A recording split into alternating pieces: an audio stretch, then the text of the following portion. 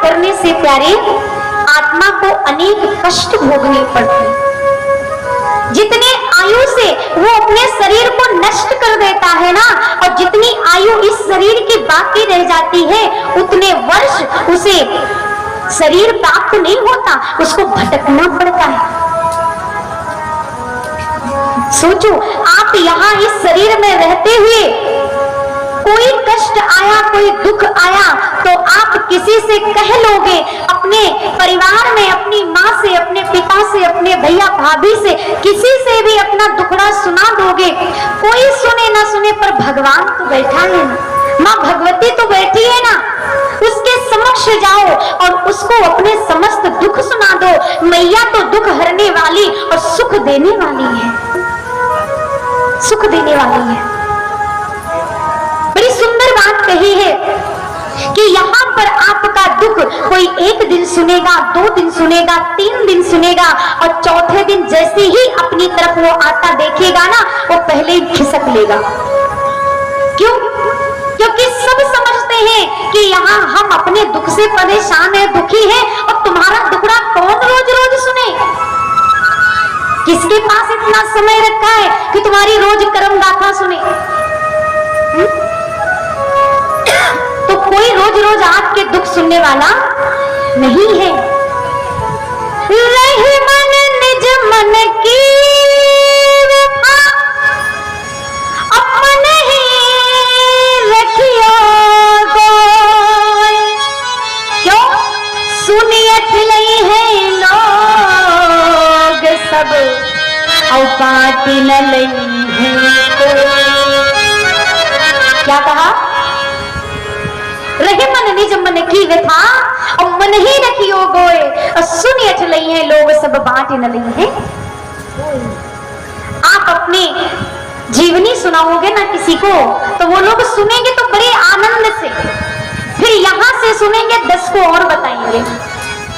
आपका दुख बांटेंगे नहीं, और दुख बढ़ाने का काम करते हैं। दुख बढ़ाएंगे, जले पे नमक छिड़केंगे, और फिर वो बात जब आपके पास आएगी तो आपको और दुख होगा कि मैंने उसे बताया क्यों। तो जो अपनी बात हो ना, तो मैया को सुनाना, भगवान को सुनाना, कभी इंसान को मत सुनाना, ठीक ना? तो प्यारे, इधर आज अग्निदेव रंभ को समझा रही है, आत्महत्या महापाप है, कभी आत्महत्या नहीं करना। अपना दुख भगवान को सुनाओ, वो बैठा है, दूर करेगा दुख। आज कहते हैं अग्निदेव, मांगो, तुम्हें क्या चाहिए, जो इच्छा है सो मांग लो, हम देने के लिए तैयार। रंभ कहते हैं, अग्निदेव आप देना चाहते हो तो हमें एक पुत्र का वरदान दे दो, कि और जो मेरा पुत्र हो ना, वो सबसे शक्तिशाली हो, हमारा पुत्र सबसे शक्तिशाली हो, पराक्रमी हो, जिसे कोई देव, दानव, यक्ष, किन्नर, गंधर्व, पुरुष कोई भी उसे हरा ना पाए। बोले ठीक है। उनको वरदान दे दिया अग्निदेव ने, और आज रंभ वहां से चल पड़े। रंभ आगे चले तो एक बड़ी सुंदर महिषी मिली। महिषी मतलब समझते? महिषी का मतलब कोई जानवर नहीं, महिषी का मतलब होता है एक सुंदर सी स्त्री, कन्या। अब वो इतनी सुंदर कन्या मिली, इतनी सुंदर वो महिषी मिली कि उसको देखकर रंभ उस पर आसक्त हो गया, उस पर मोहित हो गया। जब उस पर मोहित हो गया, उससे विवाह किया, और विवाह करने के बाद अपने घर ले गया, और घर में ले जाकर के उसको अपनी महारानी बनाकर रखता है। बड़ी सुंदर दोनों रह रहे हैं, और प्यारे समय आया है। इधर एक दूसरा राजा, उसने भी देखा ये जो रंभ के पास जो स्त्री है ना, वो बड़ी सुंदर है, वो भी उसके ऊपर आसक्त हो गया और उस राजा ने आज इनके ऊपर आक्रमण कर दिया। और जब आक्रमण कर दिया तो प्यारे आज उस आक्रमण में रंभ मारा गया, रंभ मारा गया। और जब रंभ मारा गया तो इधर जो उनकी सुंदर पत्नी थी, जो महिषी थी, वो बड़ी दुखी हो गई। वो कहती है जब मेरे स्वामी नहीं रहे, मेरे पति नहीं रहे, तो मैं जीवित रह करके क्या करूंगी। वो यक्षों के पास गई और यक्षों के पास जाकर शरण लेती है। यक्षों ने उस राजा को मारकर भगा दिया। आज महिषी सुरक्षित तो है लेकिन दुखी है। वो दुखी इसलिए है क्योंकि कहते जब मेरे पति नहीं, मेरे स्वामी नहीं, तो मैं जीवित रहकर क्या करूं। आज जहां पे रंभ की चिता तैयार थी उसी में आज महिषी जाकर बैठ गई और अपने स्वामी को अपने हृदय से लगा लिया और उसी में जलने लगी। जब जलने लगी तो उसी अग्नि से एक बड़ा पराक्रमी, बड़ा तेजवान, बड़ा शक्तिशाली एक पुरुष प्रकट हुआ और वो था महिषासुर। महिषासुर प्रकट हुआ क्योंकि वो अग्निदेव का वरदान था तो अग्नि से ही उत्पन्न हो गया। जब महिषासुर प्रकट हुआ अब उसने ब्रह्मदेव की तपस्या आरंभ की। जब ब्रह्मदेव की तपस्या आरंभ की तो प्यारे ब्रह्मदेव प्रसन्न हुए। सहस्त्र वर्षों तक तपस्या किया। ब्रह्मदेव आए, कहते हैं मांगो वत्स, तुम्हें क्या चाहिए। महिषासुर कहता है हे ब्रह्मदेव, मुझे अमृत का वरदान चाहिए, मुझे अमर होना है। न देव न दानव न यक्ष न किन्नर न पशु न पक्षी न मनुष्य, मुझे कोई न मार सके, कोई पुरुष न मार सके। ब्रह्मा जी कहते हैं महिषासुर, अरे इस संसार में जो कोई आता है उसे जाना पड़ता है और अमर हो के कोई नहीं आया है। ये अमृत का वरदान तुम भूल जाओ, कुछ और मांगो। तो कहता है नहीं, देना है तो मेरे इसी मनोकामना को पूर्ण। कहते हैं क्या मतलब है मांगने का। फिर कहते हैं अच्छा मेरी मृत्यु हो तो किसी स्त्री के द्वारा हो, ये तो वरदान दे सकते हैं। मेरी मृत्यु हो तो किसी स्त्री के द्वारा हो। ब्रह्मा जी ने कहा तथास्तु, ठीक है, दे दिया कि तुम्हारी मृत्यु किसी स्त्री से होगी। अब महिषासुर को पता है कि जब मुझे कोई पुरुष नहीं मार सकता, देव नहीं मार सकता, दानव नहीं मार सकता, पशु पक्षी भी नहीं मार सकता, तो स्त्री अबला है। अरे स्त्री मुझे क्या मारेगी, वो तो खुद कमजोर है, वो स्वयं कमजोर है और वो मुझ जैसे पराक्रमी को कैसे मारेगी। और सबसे बड़ी भूल होती है जब कोई नारी को कमजोर समझता है, सबसे बड़ी भूल वो करता है। क्योंकि नारी का एक नहीं अनेक स्वरूप होते हैं। नारी ही किसी की कन्या है, किसी की बहन है, किसी की पत्नी है, किसी की माँ है, किसी की बुआ है, किसी की मामी है, किसी की चाची है। और जब वही ममता मई करुणा मई है वो देवी है, और जब वही उसके ऊपर कोई जब परिस्थिति आती है तो वही चंडी बन जाती है। शीतला है तो वो चंडिका भी है। तो नारी को कभी कोई कमजोर ना समझे। नारी को कमजोर किसने समझा? सीता जी को रावण ने समझा। क्या हुआ? समस्त लंका जलकर राख हो गई। द्रौपदी जी को कमजोर समझा, बीच सभा में खींचकर निर्वस्त्र करना चाहा। क्या हुआ? सत्यानाश हो गया, सारा कौरव वंश नष्ट हो गया। तो नारी कभी कमजोर नहीं होती। इसीलिए कहा जाता है कि नारी का सम्मान करो, उसका मान करो। हम ये नहीं करते रोज तुम आरती सजा के उनकी आरती करो, लेकिन उनकी बात को मानो।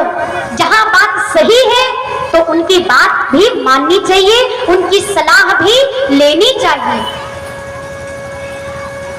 इसलिए प्यारे, आज जैसे ही कहा कि वो अबला मुझे क्या मारेगी, आज ब्रह्मा जी चले गए और इधर महिषासुर समस्त देवताओं को सताना प्रारंभ कर दिया, सभी के ऊपर आक्रमण करना शुरू कर दिया। देवराज इंद्र तक को इंद्रासन को छीन लिया और देवराज इंद्र बेचारे मारे मारे फिरने लगे। यहाँ तक कि आज देवराज इंद्र भागे हैं और जाकर के ब्रह्मा जी की शरण ली है। देवी देवता सब देवता गए हैं, सब जाकर के ब्रह्मा जी के पास पहुंचे। ब्रह्मा जी से कहते हैं कि प्रभु आपने कैसा वरदान दे दिया उसको, अब बताओ हम कहां जाएं। ब्रह्मा जी कहते हैं हम कहां बताएं, चलो भोले बाबा के पास, क्योंकि जब भी कोई बात होती है सबके सब भोले बाबा के पास चलो, वही रास्ता बताएंगे। आज जैसे ही भोले बाबा के पास गए हैं, सभी तैयार होकर के, सभी कोई किस पर जा रहा है, कोई किस पर जा रहा है, सारे देवता पहुंचे हैं कैलाश पर और महादेव के पास जाकर के स्तुति करते हैं, विनती करते हैं। हे महादेव, हो तन पे भस्मी गले में विषधर, हो तन पे भस्मी गले में विषधर, नमामि शंकर नमामि शंकर।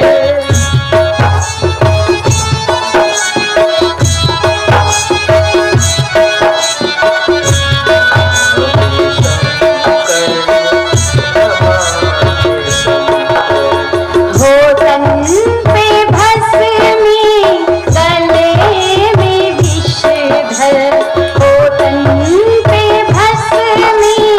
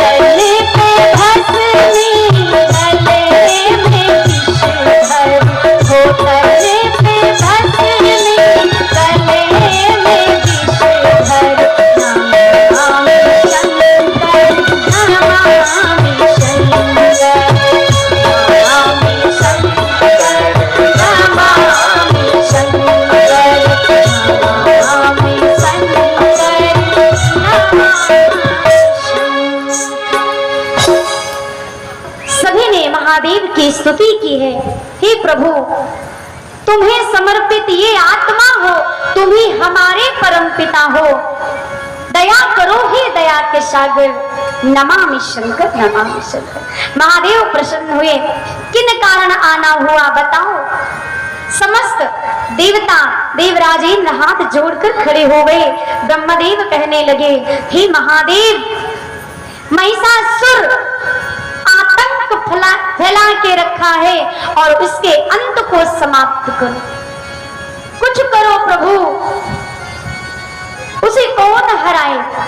न मैं हरा सकता, न विष्णु, न तो आप, तो कौन हराए? बोले आप काम ही ऐसा किए हो। वरदान कैसा दिया कि उसे कोई स्त्री मार सकती है। महादेव कहते, मेरी पार्वती भी इतनी सक्षम नहीं है जो हो जाके उसे मारे। तो क्या करें? समस्त देवताओं ने मिलकर के मां भगवती की आराधना करना प्रारंभ कर दिया। सभी देवता मिलकर के मां भगवती की स्तुति करना प्रारंभ कर दिए। सभी ब्रह्मा विष्णु महेश देवराज इंद्र अग्निदेव जलदेव वरुण देव सभी सबके सब खड़े हैं और सब मां भगवती का आवाहन कर रहे हैं, हे मां आप आ जाओ, अब आप ही आकर के इस दुखों से, इन कष्टों से आप ही उबार सकती हो मां।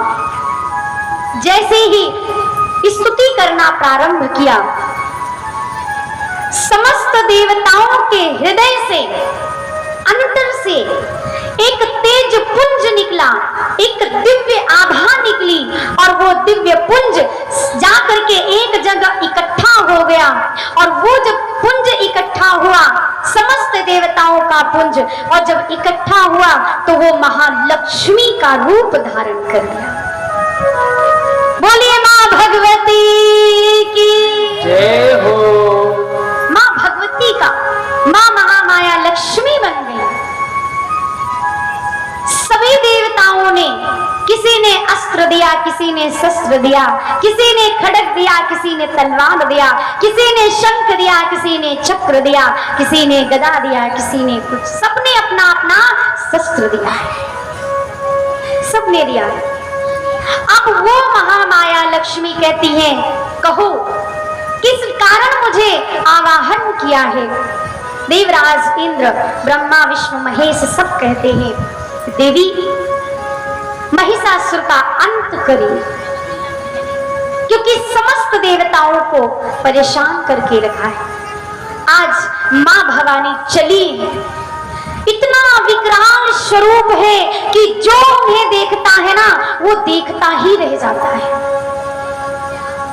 जो देखता है वो देखता रह जाता है। सुंदर सुकोमल स्वरूप है, आंखों में अग्नि की ज्वाला है। जितनी सुंदर है उतनी वो अग्नि की ज्वाला भी है। जो देख रहा है एक टक देखता रह जाता है। अद्भुत मां की छटा निराली है, अद्भुत निराली है।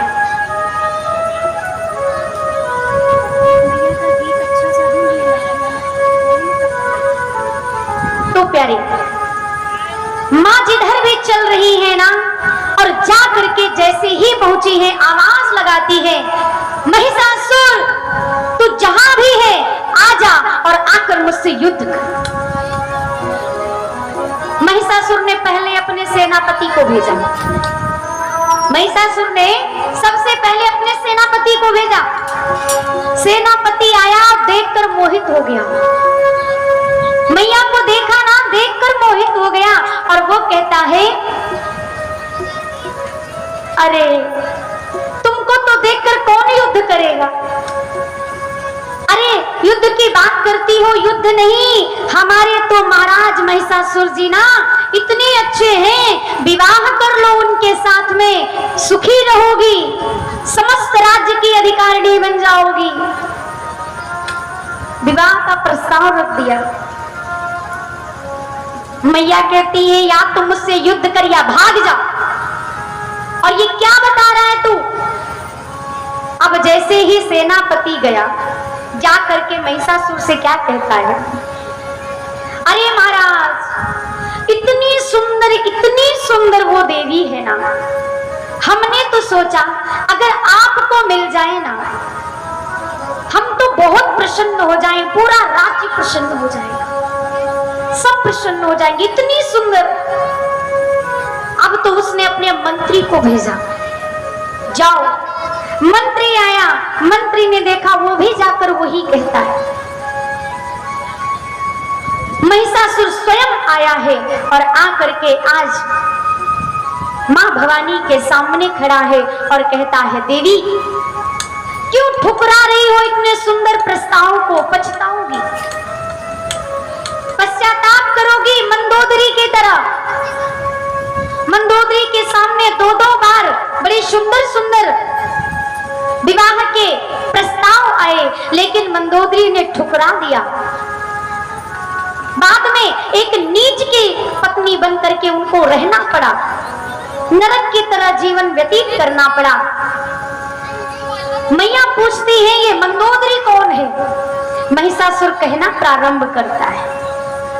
एक बहुत बड़े राजा थे जिनका नाम था चंद्रसेन, और उनकी सुंदर सी बेटी थी जिनका नाम था मंदोदरी।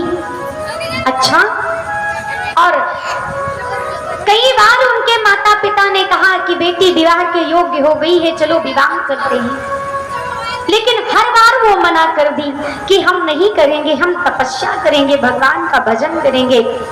आखिर में उनकी छोटी बहन थी इंदुमती, इंदुमती के विवाह के लिए स्वयंवर रचा गया, और स्वयंवर में तो भांति भांति देश के राजा आए हैं। उसी में एक सुंदर सा